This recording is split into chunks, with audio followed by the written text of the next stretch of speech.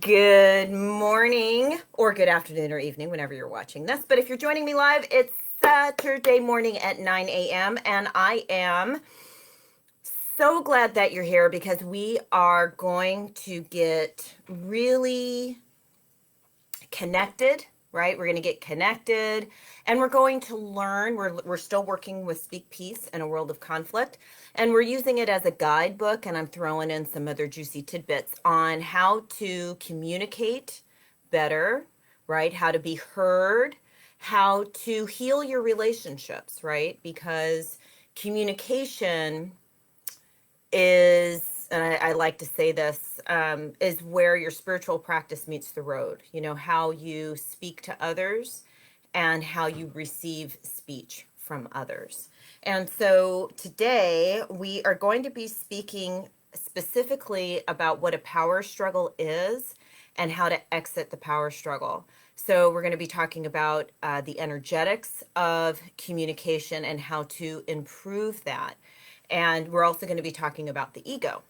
So before we step into our meditation, I'd like you to take a moment, right? I'd like you to take a moment and ask yourself, what is it that you want to get from your practice? So meditation is one vehicle. It's not the only vehicle, but it's a vehicle. So when I first started meditating, I was in, at that time, a lot of psychological and emotional pain. And the meditation was a way to heal it. It was a way to find a sense of stability and peace. I was in a bad relationship. I hated my job. I just had all this mental turmoil going on. And I have to say that since I started meditating and doing spiritual practice, they go hand in hand for me. They go hand in hand. The quality of my inner life has improved tremendously.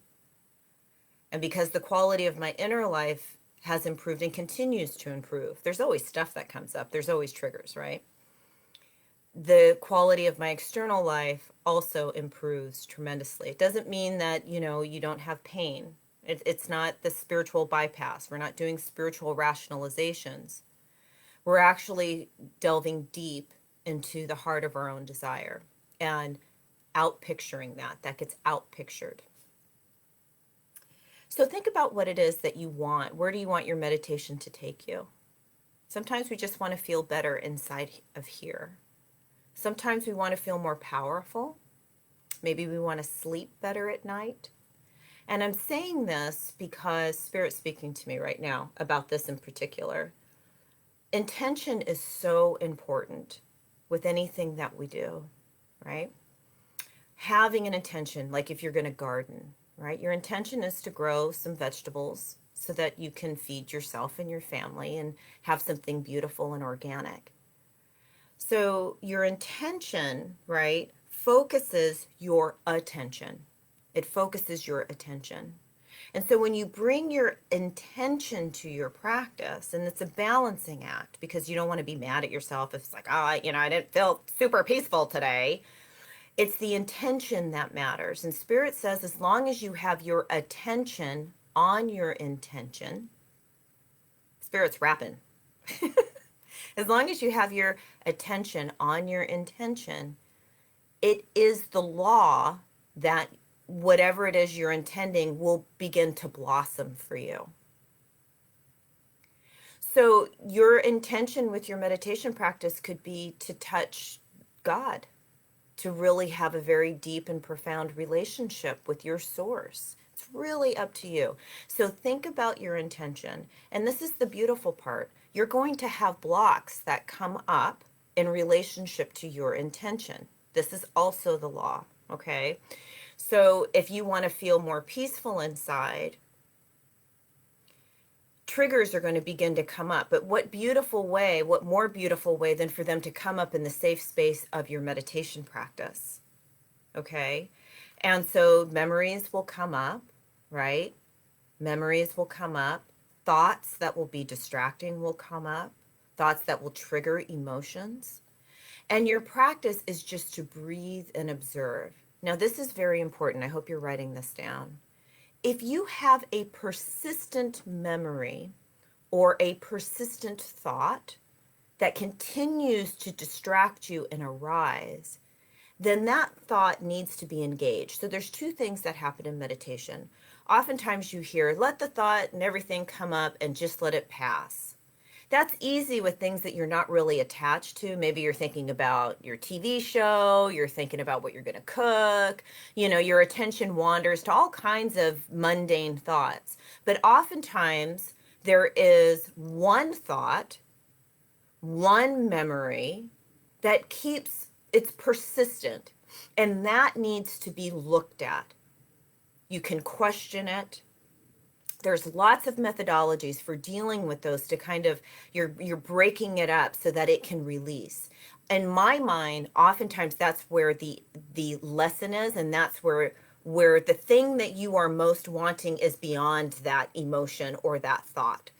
I am wanting a deeper sense of peace, but I keep having this memory of my mother, and I don't want to think about that. This is the thing I want to avoid in my practice. And your spirit's saying, no, no, no, my love, no, this will come up for you to look at, because the peace that you're wanting is through it. It is beyond it.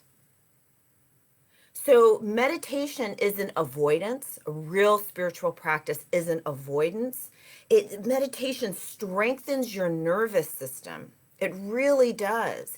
It strengthens you. It expands the ocean of your consciousness. Hear me now, because this is really important. And so as the consciousness expands, the ocean of your consciousness expands, it begins to merge more and more with the consciousness of that which is spirit, source, God, whatever you want to call it, the universe. Remember, it's ever present, ever present. Our attention just isn't on it. That's okay. So when we're meditating and when we're practicing, we are putting our attention on that ocean. And as you expand, the things that used to really annoy you are like a pebble in the ocean, just barely a ripple. Barely a ripple. But when you start meditating, you have this, your consciousness is more like a cup. And so that same thing that's dropped, right, that pebble in a cup, the water is going to spill everywhere. And so as you practice, as an example, you want more peace, right? You want more peace, you want more power, you want more love, more joy, whatever your intention is, right? Maybe just, I don't know, you would, like I said, you just want to sleep better.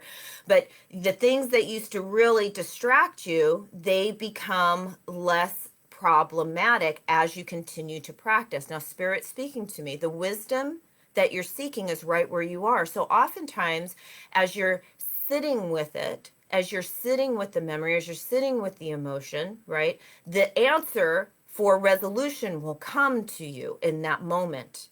It will come. That also happens. Spirit's saying there's all kinds of miraculous things that can happen. All kinds of miraculous things that can happen just from sitting and breathing and being, taking your intention with you. It's such a simple thing, and it's so profound. And so you can tell I'm excited about this. So I'm really excited that you're here. I'm really excited that you're here. So we are going to do a progressive relaxation because we want to get deeper into the body, and the body is a portal into this ocean of consciousness. And so as your attention gets distracted, hear me now, this is also very important. I hope you're taking notes. Your attention can only be in one place at a time. Multitasking doesn't work. Take a deep breath. Sigh it out. Your attention can only be in one place at a time. So as your attention wanders, right, follows this thought, there it goes. You're going to notice, oh, I'm away from my practice, and you come back into the breath. You come back. For me, the body is an anchor. You come back to your feet, feeling your feet on the floor. You're coming back into this moment through the gateway of the body. Yes? Yes, I know. It's so fabulous. And it is a practice. You do it all the time. And then what happens when you're out and about in your day and you notice your attention's on something and not what you're doing, you take a breath. You feel your body, you get connected. And so in this way, you're doing your practice most of the time, which is beautiful. All right, feet flat on the floor, eyes closed, chin tilted slightly down so that the back of your neck is nice and long. And remember, it's just a slight tilt of your chin. What you're feeling for is the lengthening of the spine as you tilt your chin slightly down, right? And maybe even push your chin back a little bit. And again, imagining the length of the spine lengthening. And as the spine lengthens, it brings a subtle alertness. There's this beautiful balance in meditation between being fully awake and being a little asleep. So we want to have that balance. So keeping the spine long. And let's take 3 ha breaths together. So inhale and exhale. Oh, that feels so good. Inhaling and exhaling. And one more time, inhaling and exhaling. Good. And now close the mouth and just feel the breath as it glides in and out through your nose. Notice if you're breathing through the right or the left nostril. Maybe you're breathing through both nostrils evenly.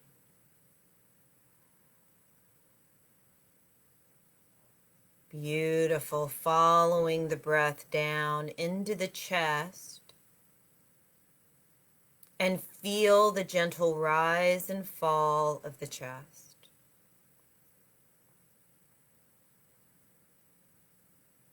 Notice if there's any heaviness or tightness in the chest and the upper back, and you're just observing.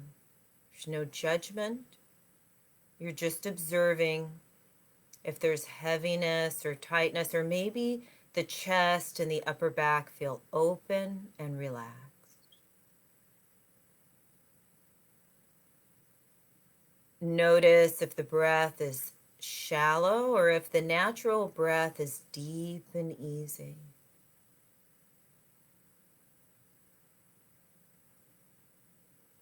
Beautiful. Moving your awareness down now into the belly and feel the gentle rise and fall of the belly.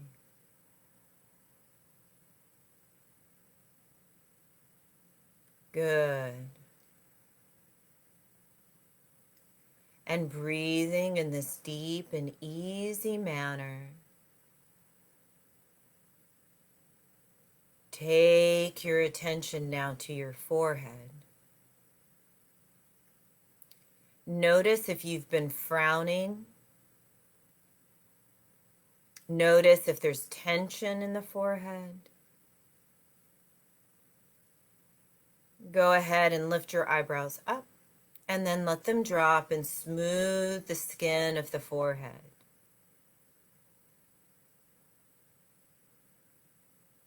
Take your awareness now into your eyes.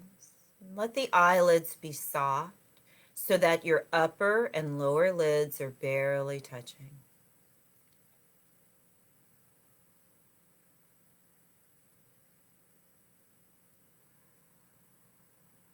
Good. Bringing your attention into the jaw. Notice if there's any tension in the jaw. Go ahead and open up the mouth and move the lower jaw around gently, releasing tension and releasing pressure from your ears. Go ahead and close the mouth. Place the tip of your tongue at the ridge just behind your 2 front teeth. Part your lips slightly and smile just slightly. It's opening up the face. Just imagine a beautiful, like the sun. Just imagine the sun on your face and just a gentle opening. And as the face broadens and opens, you can imagine the heart responding, opening and expanding. Go ahead and roll your shoulders up to the bottoms of your ears and then let them drop. Releasing any tension. Imagine any burdens that you're carrying. Just let them roll right off your back. Taking your beautiful attention down the length of your arms, all the way down to the palms of your hands and your fingertips. Go ahead and make fists. Clench your hands into fists. Tight, tight, tight, tight. Inhale and exhale and release. Release the clenched fists. Let the hands open. Wiggle the fingers around. Releasing that tension, and place your hands either palms up or palms down on your thighs. Taking your awareness underneath the arms and down the sides of the body.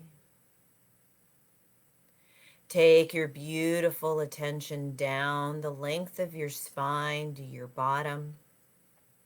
Notice if you're clenching, and just unclench the body. Allow the chair to support your weight completely. Beautiful. And take your attention down the backs of your legs, your hamstrings, the backs of the knees, the calves, to the bottoms of the feet. Imagine your attention cascading over the belly and the thighs, the knees, the shins, the ankles and the tops of the feet. Go ahead and wiggle your toes around, releasing tension, deepening your connection with the ground. And as you inhale now, imagine your breath moving from the top of your head all the way down to the bottoms of the feet. And when you exhale, imagine the exhale moving out through the bottoms of the feet and into the earth. Inhale, scanning the entire body, and when you exhale, exhale into the earth. Let go of any negativity, any stress, tension. Inhaling from the top of your head all the way down to the bottoms of the feet, really scanning the body. And exhaling into the earth. And do that 2 more times on your own, inhaling. Exhaling.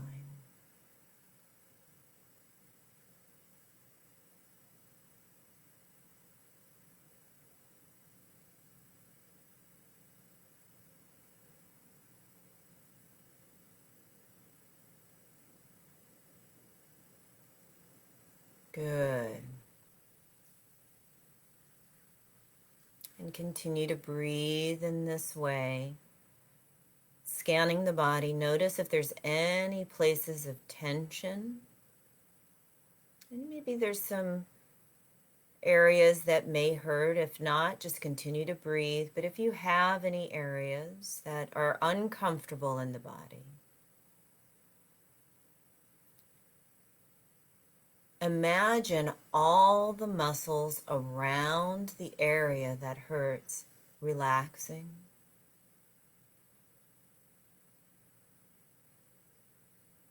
Relaxing, allowing all the muscles around the area of discomfort to relax.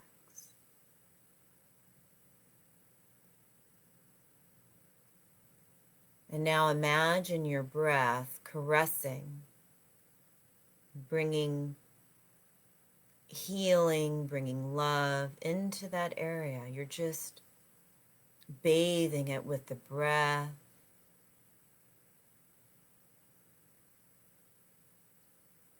And just notice how that feels.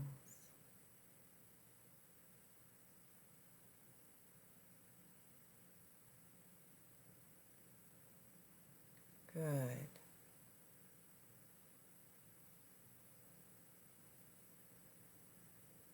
Beautiful. Inhaling and exhaling.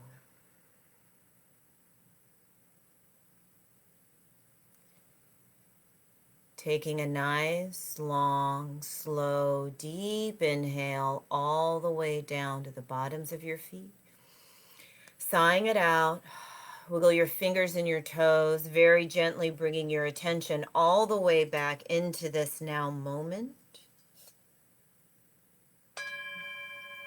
Coming all the way back into this now moment. Beautiful.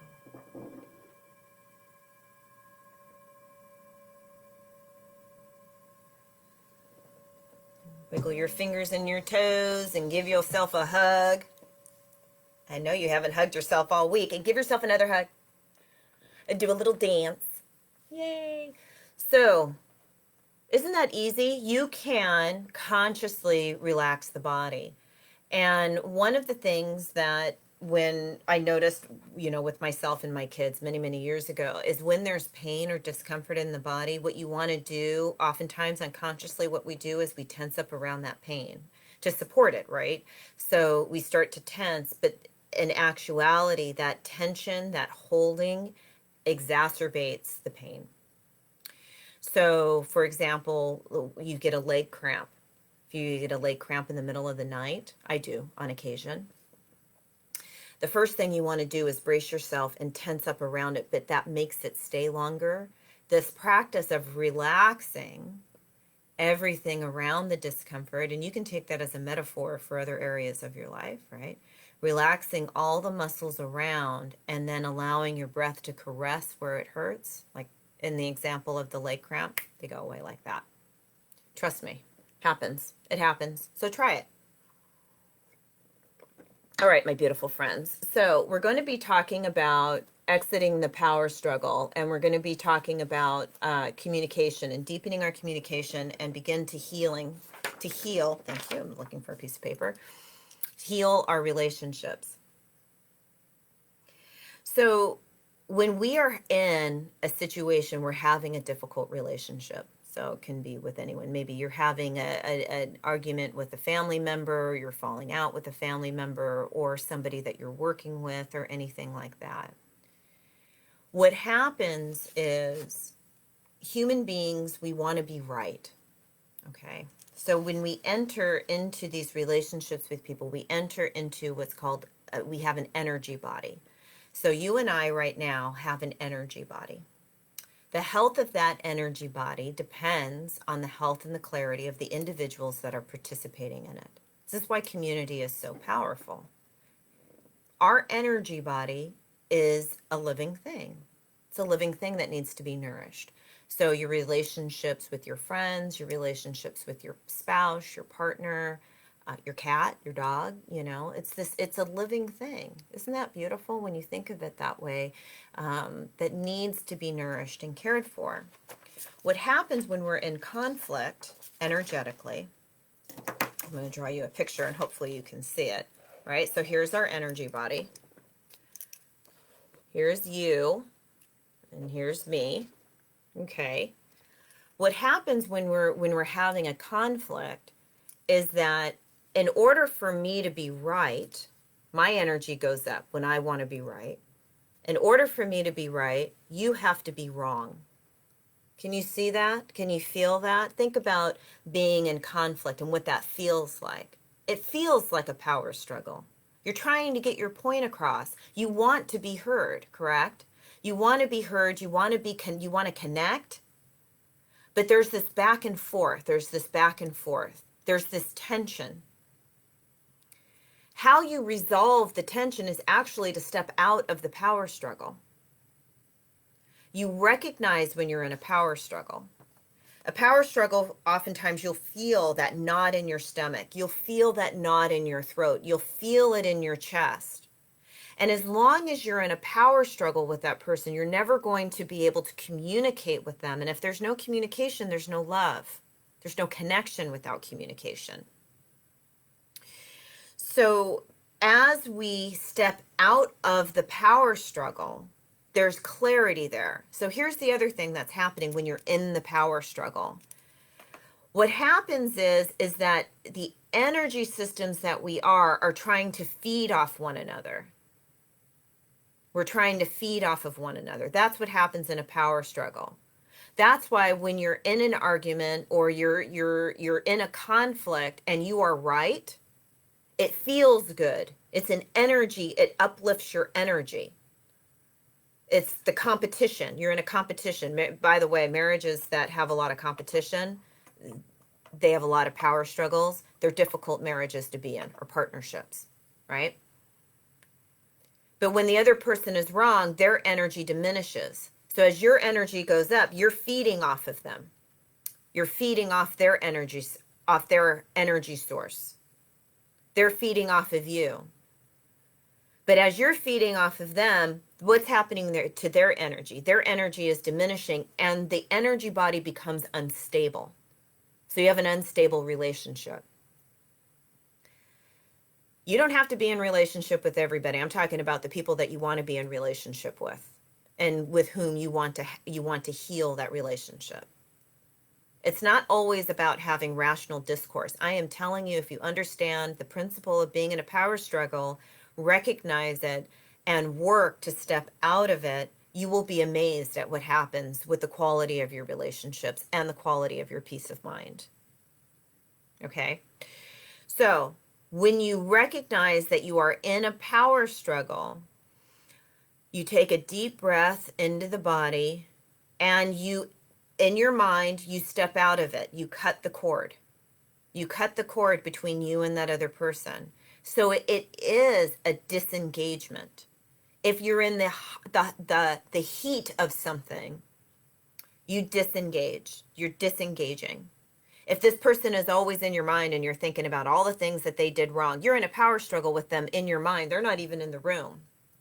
They're not even in the room. So you want to recognize it because it doesn't feel good, right? Those feelings, those bad feelings are telling you that, hey, you know, you're in a place that maybe you want to step out of. So the anger, the frustration, the upset is telling you that you're in a power struggle with this person. And so energetically, you're going to step out, you're going to cut the cord, you're going to put yourself in a bubble of light. The bubble of light works, people, I'm telling you. It works all the time. You put yourself in a bubble of light. And in that bubble of light, you're stepping into your source energy.